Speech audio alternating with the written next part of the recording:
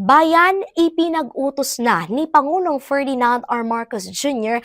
na simulan ang pamamahagi ng ayuda sa mga driver at tsuper sa susunod na linggo. Hakbang ito ng pamahalaan para maibsan ang matinding epekto ng pagsirit sa presyo ng produktong petrolyo. Sa ginawang press briefing dito sa Malacanang, sinabi ng Department of Social Welfare and Development na makatatanggap ng 5,000 pisong ayuda ang mga driver at tsuper. Sisimulan yung distribusyon sa darating na Martes, March 17, 2026. Uunahin yung mga tricycle driver dahil yung mga LGU ay may listahan na ng kanilang mga pangalan. Susunod yung mga TNVS at iba pang pampublikong sasakyan. At para mabawasan pa yung epekto ng pagmahal ng presyo ng langis, nakipag-ugnayan na rin ang Department of Transportation sa mga tollway operators para bigyan ng diskwento yung mga bumabiyahe na may kargang